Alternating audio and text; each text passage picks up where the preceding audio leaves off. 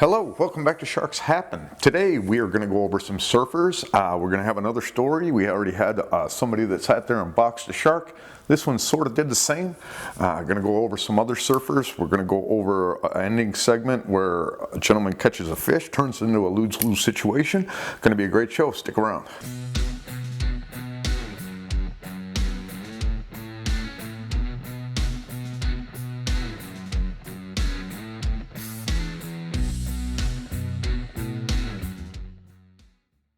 Okay, now we head to South Beach, which is in Oregon, and the date is October 20th of 2011. Bobby Gumm is 41 years old, and he and some friends are out doing some surfing. It's just before noon, and Bobby's got himself, they've been in the water about 40 minutes. Bobby's got himself 100 feet, maybe a little bit further out from shore in 9 to 12 feet deep water, just like I said, just before noon. He's sitting there, he's got a friend that's pretty close by. Suddenly the friend hears Bobby screaming. He says he turns over and Bobby is up out of the water. He's on his board, but he's lifted up out of the water. And the shark's got the front of the board. So the shark has the board, takes a huge chunk out of the board, and then the shark just disappears.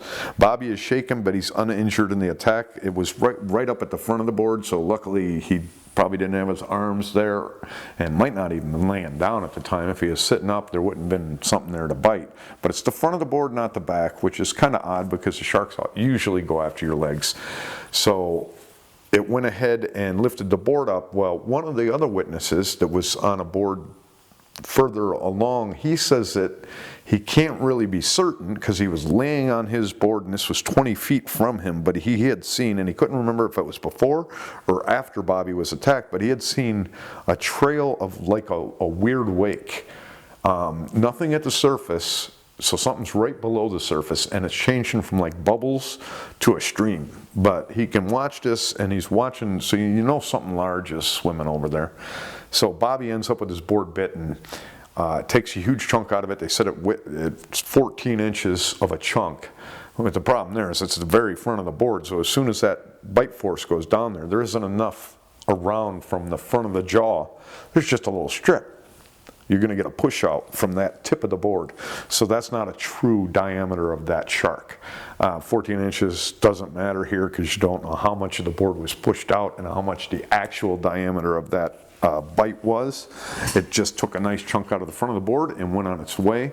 Bobby's not injured in the incident. The board is finished. It's toast. You're not going to be able to finish a board like that. So attack, not an attempt to predate, by a 15-foot great white shark. Okay, now we're going to head over to Cemetery Beach. That is in False Bay, South Africa. The date, June 15th, 1984. Selwyn Doran, he is 27 years old.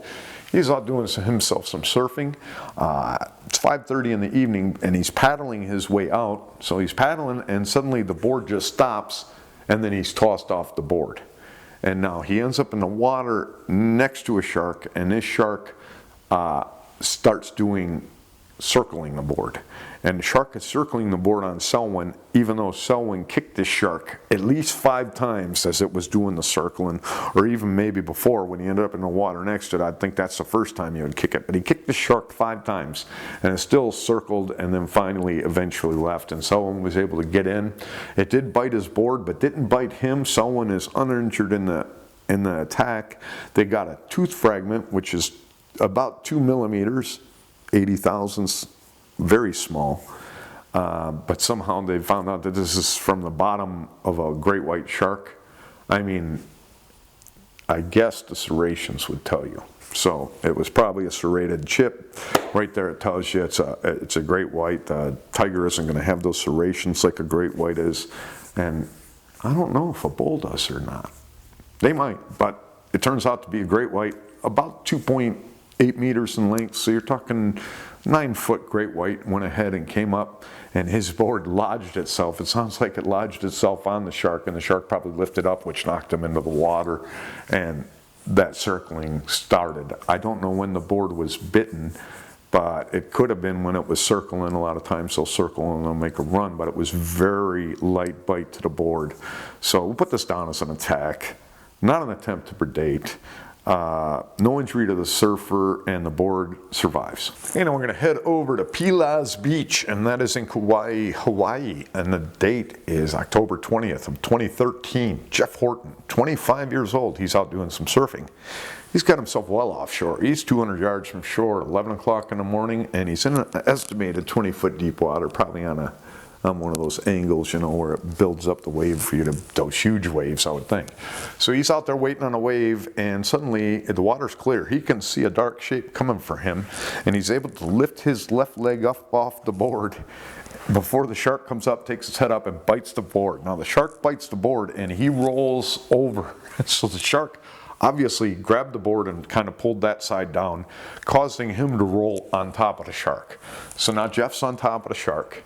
He rolls off of the shark, but he's holding onto the shark's dorsal fin while he punches it. Now Jeff is a former boxer, and he claims that he punched his shark 8 good times, and the last one being where his knuckle kind of went into its eye socket, to where it finally let go of the board and went on its way.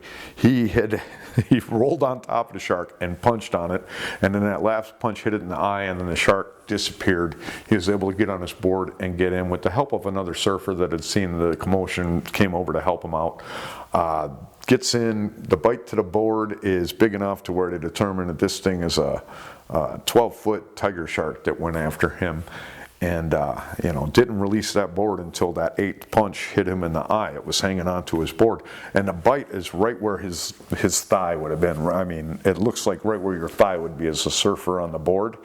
Didn't go through the board at all, but I mean, it would have done some major damage to his leg had he not seen it first and got his leg off there. Jeff survives. No injury on attack, no injury in this board. You know, it has some bite marks to it, so I don't think you can use the board again. Board is probably fatal. But, you know, another attack on a surfer where there is no injury whatsoever. Okay, we're going to head over to Danger Point. That is in South Africa, and the date is September 26th of 1993. Wimpie Bouwer is 36 years old, and he is out doing some spearfishing with a friend. They are over a mile out from shore.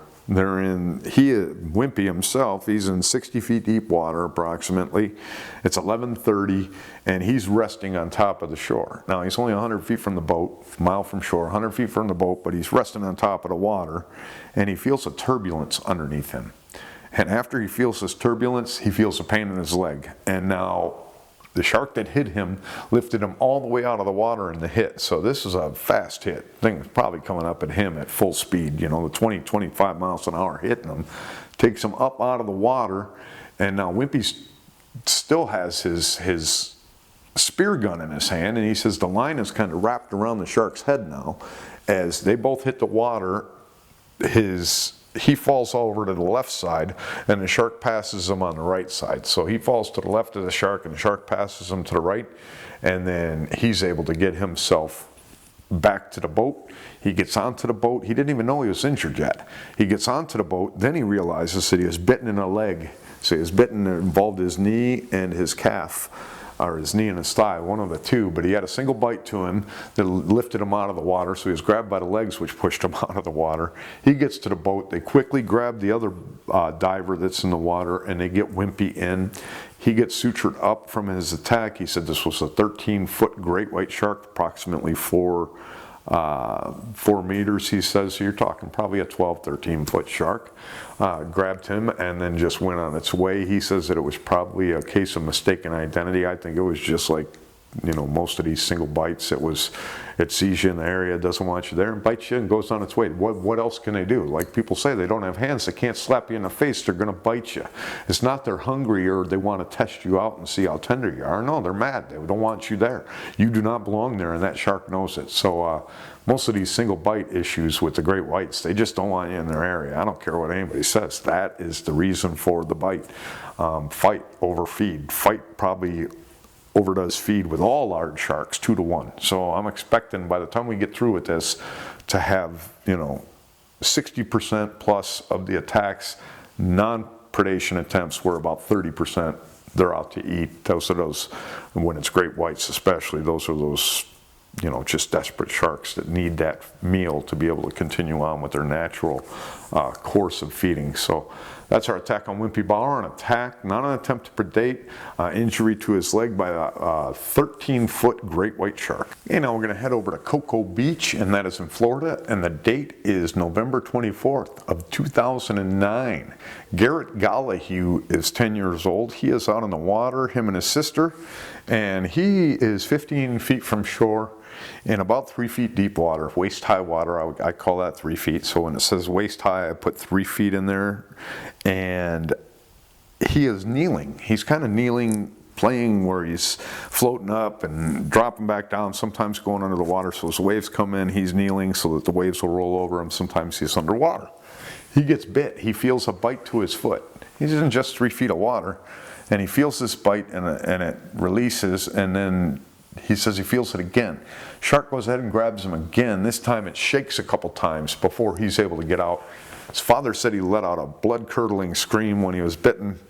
So goes out there and gets the boy out of the water. He ends up going in and having to have 14 lacerations fixed in his foot and his ankle, and he survives the attack. They said it was approximately a 6-foot shark. I would think a spinner, a black tip, maybe even a small, you know, lemon. I would think there would be more punctures from a double bite from your ragged tooth like a sand tiger, so I don't think it was that. I think it was a toothy shark, but there's no telling what kind it is.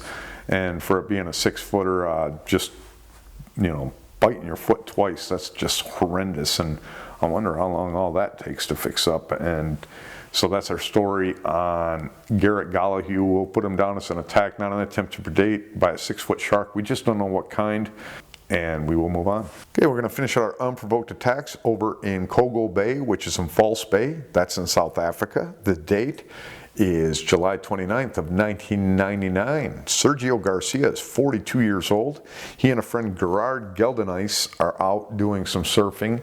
It's about 2 o'clock in the afternoon, and they are sitting next to each other waiting on a wave. So there sounds like they're sitting on their boards or laying on their boards waiting on a wave, and they're about 65 feet from shore in 7 feet deep water, and they're sitting next to each other waiting on a wave.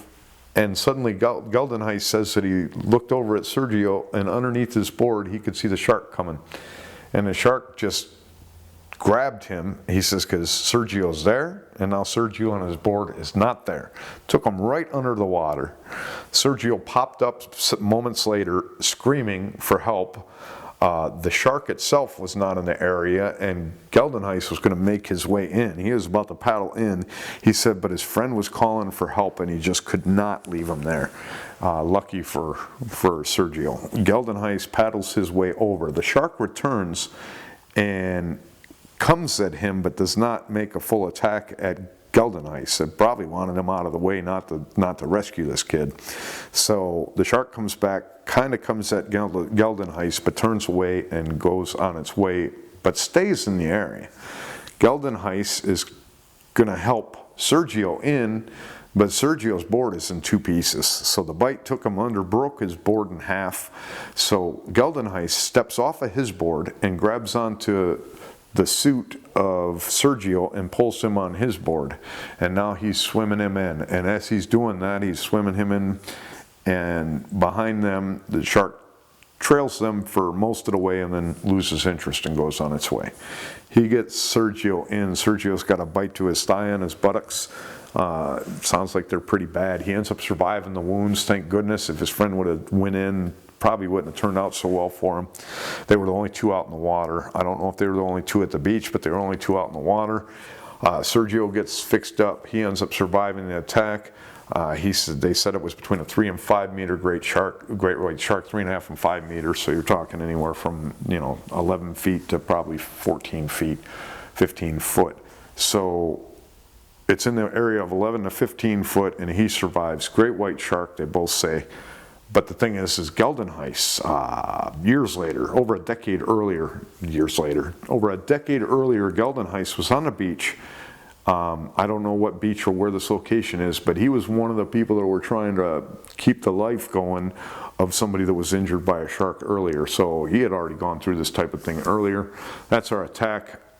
not an attempt to predate by a 11 to 15 foot great white shark. Okay, now we're going to finish off our show with, you don't hear that every day, over off one of the islands over at Mauritius. There was, in November 20th of 2014, Rameshwar Dhauro. He was 41 years old, and it sounds like he was out on a charter boat fishing. He catches himself a shark. They say he brought this shark on the deck. The shark somehow bit him in the arm, and this turned out to be fatal. And I believe it turned out to be fatal because it says the boat didn't get back in until the 21st. So it took them a day just to get back in. There's no way, you know, you're going to survive. It kind of reminds, it's probably a survivable bite. It reminds me of one of the only under 6 feet sharks I can find that did a fatality, that jumped into the raft with the sea disaster and bit one of the 4 guys that were on that raft, and that guy ended up passing away. I mean, you have no help. You're not going to survive those kind. You're not going to survive a shark bite without getting help within days.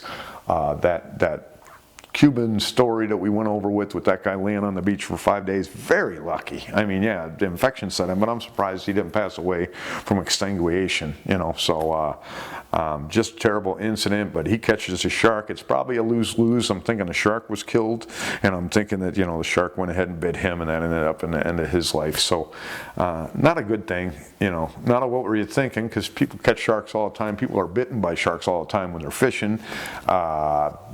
Other sites will call these provoked attacks.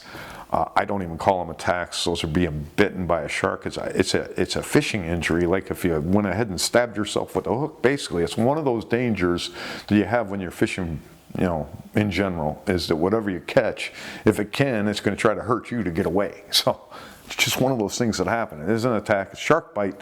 So he gets bitten by a shark. Sadly, they can't get him in for a day. He passes away. That's our show for today. I hope you'll be here with me probably a couple days from now for our next show. But until then, if you go into that water, you are much more afraid of those sharks than they are of you.